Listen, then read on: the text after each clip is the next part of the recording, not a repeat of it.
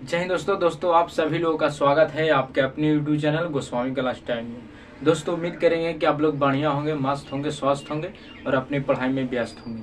दोस्तों आज की इस वीडियो में हम लोग जानेंगे घन के बारे में, यानी घन किसे कहते हैं और घन से संबंधित जितने भी फार्मूला होते हैं उन सभी फार्मूला को देखने वाले हैं। ठीक है, जैसे कि आपको पता है कि हम जो है दोस्तों आपके लिए फार्मूला सीरीज चला रहे हैं। ठीक है दोस्तों, आज का जो सीरीज है वो चैप्टर नंबर 3D है। ठीक है, यानी तीसरा सीरीज है। पहला सीरीज आयत बता दिए हैं, वर्ग बता दिए हैं। अगर उस वीडियो के अगर आप नहीं देखे हैं तो इस वीडियो को डिस्क्रिप्शन में उनका लिंक दे देंगे, आप आसानी से देख सकते हैं। तो चलिए वीडियो को शुरू करते हैं। दोस्तों सबसे पहले अगर आपको से कोई भी पूछ सकता है कि घन किसे कहते हैं, ये न कि डायरेक्ट आपको से फार्मूला पूछेंगे। ठीक है, तो सबसे पहले हम लोग जानेंगे घन का फार्मूला। घन कहते हैं किसको, वो भी आसान तरीका से हम बताएंगे, ऐसा बताएंगे कि सभी एग्जाम के लिए आपको काम आवे। ठीक है, चलिए तब दोस्तों कहता है कि 6 वर्गाकार वर्गाकार हम बता दिए हैं, वर्ग बता दिए हैं यानी स्क्वायर। वर्ग किसे कहते हैं, वर्ग से संबंधित जो होता है वो होता है घन, और घनाभ जो होता है वो आयत से संबंधित होता है। ठीक है, इस बात को याद रखिएगा कि वर्ग से संबंधित होता है घन और आयत से संबंधित होता है घनाभ। ठीक है, तो कह रहा है कि 6 वर्गाकार सताओं, सताओं जिसको हम लोग फलक भी बोलते हैं, फलक। ठीक है, सताओं न देखे अगर फलक भी लिखेगा तो कोई दिक्कत नहीं है। सताओं से घिरी आकृति को घन कहते हैं। ठीक है, चलिए फिगर से समझते हैं। जैसे कि देख लीजिए घन के फिगर कैसे पढ़ा जाता है। देख लीजिए एकदम एक वर्ग हो गया, एक वर्ग ऐसे पढ़ दीजिएगा। उसके बाद क्या कीजिएगा कि बीच में एक वर्ग पढ़िएगा। ठीक है, देखिए इस तरह से। ठीक है, चलिए इसको सब कोना को मिला दीजिएगा। देख लीजिए सब कोना मिल रहा है कि नहीं, चलिए मिल गया।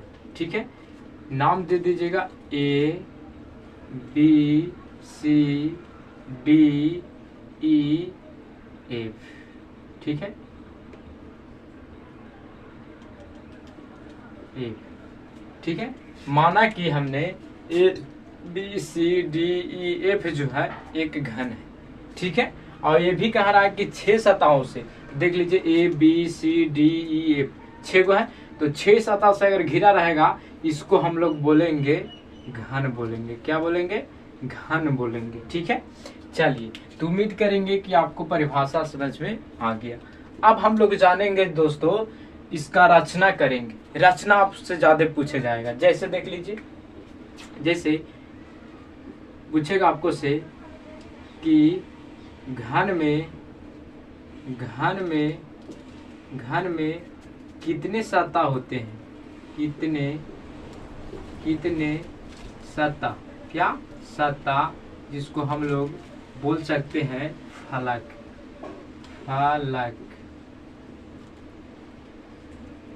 घन में कितने सतह होते हैं। ठीक है, इस तरह से आपको सवाल पूछेगा, चाहे तो कंपटीशन एग्जाम होवे, चाहे तो क्लास 10th होवे, चाहे तो क्लास 9th होवे। इस सब में जो है दोस्तों इस समय आपको पूछा जाएगा। ठीक है, तो दोस्तों घन में जो सतह होते हैं वो मुख्य रूप से 6 होते हैं। कितने होते हैं, 6 होते हैं। तो इसका आंसर कितना हो जाएगा दोस्तों, 6 यानी 6 जो होगा सतह होता है। अगर आपसे पूछेगा कि एक घन में कितने सतह होते हैं तो 6 सतह होते हैं। ठीक है, चलिए दूसरा आपको से पूछ सकता है कि एक घन में कितने कोर होते हैं। कोर को हम लोग किनारा बोलते हैं। ठीक है, एक घन में कितने किनारा होते हैं, तो दोस्तों एक घन में 12 किनारे होते हैं। 12 किनारे होते हैं, जिसको हम लोग कोर भी बोल सकते हैं।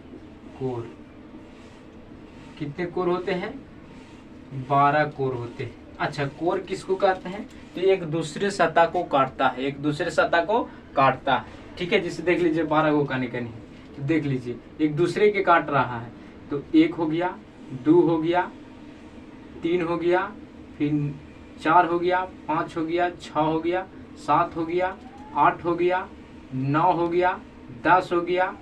ठीक है, अब देख लीजिए 11 हो गया, अब 12 हो गया। तो 12 जो हुआ ये क्या हुआ, किनारा हुआ। ठीक है, चलिए आगे देखिए। आगे आपको से पूछेगा कि घन में कितने शीर्ष होते हैं, शीर्ष। तो दोस्तों घन में जो है 8 शीर्ष होते हैं। कितना, 8 शीर्ष होते हैं। कितने शीर्ष होते हैं, 8 शीर्ष होते हैं। ठीक है, जैसे कितने शीर्ष होते हैं, तो दोस्तों घन में 8 शीर्ष होते हैं। कितना शीर्ष होते हैं, 8 शीर्ष होते हैं। चलिए फिर पूछ सकता है आपको से कि घन में कितने विकर्ण होते हैं। तो दोस्तों घन में 4 विकर्ण होते हैं। कितने विकर्ण होते हैं, 4 विकर्ण होते हैं। आप आसानी से याद रखिएगा। ठीक है, चलिए एक बार फिर से हम इसको देखते हैं। दोस्तों आपको से सबसे पहला पूछ सकता है कि घन में कितने सतह होते हैं। तो याद रखिएगा कि घन में 6 सतह होते हैं। ठीक है, चलिए दूसरा पूछ सकता है कि घन में कितने किनारे या कोर होते हैं। तो आप बता दीजिएगा कि 12 कोर होते हैं। ठीक है, तीसरा पूछ सकता है कि घन में कितने शीर्ष होते हैं। तो दोस्तों घन में 8 शीर्ष होते हैं। ठीक है, अच्छा चौथा पूछेगा कि घन में कितने विकर्ण होते हैं। तो घन में 4 विकर्ण होते हैं। ठीक है, तो इसको आसानी से याद रखेगा क्योंकि ऑब्जेक्टिव के लिए जो है ये भी आई है। ठीक है, यही पूछ सकता है आपको ऑब्जेक्टिव में। सूत्र से तो मैथ बनाया जाता है लेकिन ऑब्जेक्टिव से जो है ये सब पूछा जाएगा। ठीक है, अब चलिए दोस्तों अब हम लोग जानेंगे सूत्र, जानेंगे कौन चीज के सूत्र जानेंगे, तो घन के सूत्र जानेंगे। चलिए तो घन के सूत्र होता है दोस्तों, पहले लिख देते हैं कि घन का सूत्र बोले या फॉर्मूला बोलो दोनों सेम है। ठीक है, जिस तरह से हम बता रहे हैं दोस्त ऐसे कोई यूट्यूब पर जो है आपको नहीं बताएगा। ठीक है, और एक आवश्यक सूचना है दोस्तों कि अगर इस क्लास को नोट्स लेना चाहते हैं, पीडीएफ लेना चाहते हैं, तो आप टेलीग्राम चैनल जो है आप ज्वाइन कर लीजिए। आपको उस पर जो है इसका पीडीएफ नोट्स मिल जाएगा। ठीक है, चलिए तो घन का सूत्र क्या होता है दोस्तों। तो दोस्तों पहला सूत्र होता है घन का, वो होता है घन का आयतन बराबर कुछ होता है, लिखेंगे कि घन का आयतन बराबर। आपसे कोई पूछेगा कि घन के आयतन बराबर क्या होता है तो आप आसानी से बता दीजिएगा भुजा क्यू। क्या, भुजा क्यू। ठीक है, कुछ होता है भुजा क्यू होता है। ठीक है दोस्तों, चलिए अब क्या करेंगे कि जब भुजा को हम खींचेंगे तो रूट क्यू बचेगा। ठीक है, और इसको नीचे उतार देंगे आयतन की। ठीक है, इसको हम बोल सकते हैं भुजा बराबर रूट क्यू बटा के आयतन। ये पहला सूत्र होगा। चलिए दूसरा सूत्र आपका होता है, वो होता है घन का संपूर्ण पृष्ठीय क्षेत्रफल। संपूर्ण पृष्ठीय क्षेत्रफल।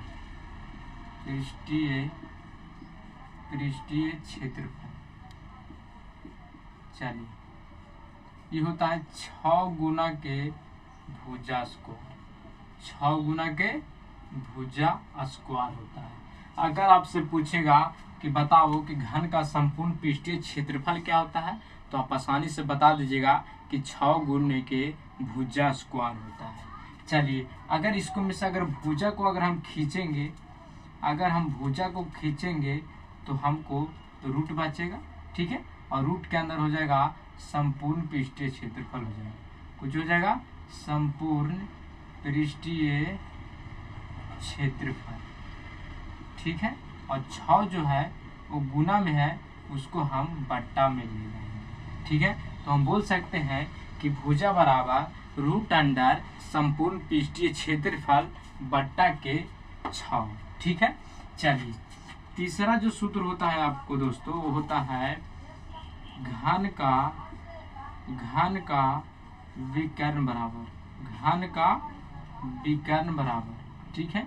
तो घन का विकर्ण होता है दोस्तों, वो होता है √3 गुना के भुजा, √3 गुना के भुजा होता है। अगर दोस्तों इसमें पूछ दिया जाए घन का बड़ा विकर्ण बराबर, तो 3 गुने के भुजा होता है, ठीक है। अगर बड़ा लगा देगा तो 3 गुने के भुजा कर दीजिएगा। अगर आपसे विकर्ण पूछेगा तो √3 गुने के भुजा होगा, ठीक है। इसको माइंड में सेट कर लीजिए। अगर इसको भुजा के अगर हम खींचेंगे, अगर भुजा को हम इन्हें लाएंगे तो क्या ऊंची होगा, तो विकर्ण ऊपरे जाएगा, विकर्ण जो है ऊपरे जाएगा और √3 जो है ये भागा में आ जाएगा। तो बोल सकते हैं कि भुजा बराबर विकर्ण बट्टा के √3, ठीक है। अच्छा, एक बात आप समझ में नहीं आ रहा होगा कि सर भुजा भुजा भुजा इतना मन आ गया दोस्तों, इसको कहाँ यूज करेंगे, ये आपको मन में लग रहा होगा। तो दोस्तों अगर आपसे पूछेगा कि घन का आयतन निकाले और भुजा निकाले, तब ये वाली सूत्र लगाइएगा, ठीक है। जो ऊंची पूछेगा ऊंची वाला भुजा के सूत्र लगाना है, ठीक है। चलिए, एक सूत्र और होता है दोस्तों जिसको हम लोग बोलते हैं कैमरे को, जी कैमरे। कौन कैमरे, फोटोग्राफी वाला कैमरा नहीं, रूम वाला, ठीक है। कैमरे के चारों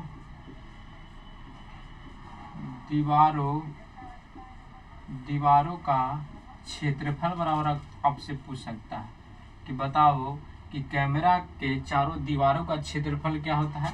ये होता है 2 इंटू क्या होता है, 2 इंटू लंबाई प्लस के चौड़ाई गुना के ऊंचाई होता है, ठीक है। और एक बात याद रखिएगा दोस्तों कि घन में है दोस्तों, चाहे आपको लंबाई हो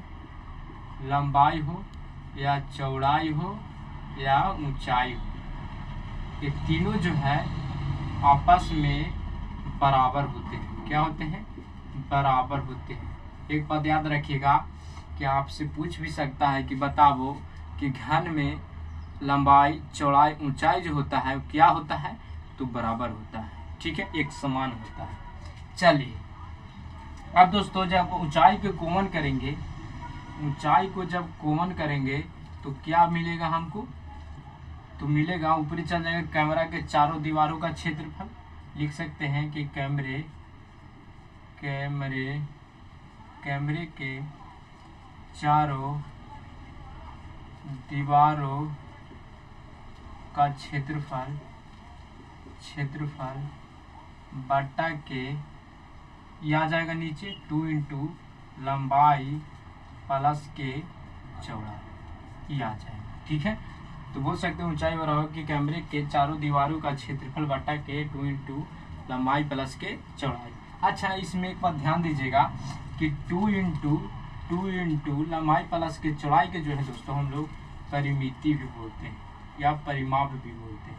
परिमाप बोलिए चाहे तो परिमिति बोलिए, दोनों सेम है। कैसे सेम आता है, जैसे कि आयत का परिमाप होता है क्या, 2 इंटू लंबाई प्लस के चौड़ाई। तो ठीक है, अगर आपसे कैमरे के चारों दीवारों का क्षेत्रफल में अगर इस सूत्र ना रहे तो इस सूत्र हो सकता है, इसको 2 इंटू लंबाई प्लस चौड़ाई को बोलेगा परिमिति, तो ये बोल सकता है कि परिमिति गुने के ऊंचाई, परिमिति गुने के ऊंचाई। अगर इसको भी बोल सकता है ऊंचाई बराबर कैमरे के चारों दीवार का क्षेत्रफल बट्टा के परिमिति बोल सकता है। क्यों बोल सकता है, क्योंकि हम लोग जानते हैं कि आयत का परिमिति होता है वो होता है 2 इंटू लंबाई प्लस के चौड़ाई। ठीक है दोस्तों, तो आप ध्यान से इस चीज़ों को देख लीजिएगा। ठीक है, उम्मीद करेंगे कि ये वीडियो जो है आपको अच्छा लगा। अगर वीडियो अगर अच्छा लगा तो चैनल को सब्सक्राइब कीजिए, क्योंकि इसी तरह का वीडियो जो है आपको मिलता रहेगा। मिलते हैं अगले वीडियो में। धन्यवाद।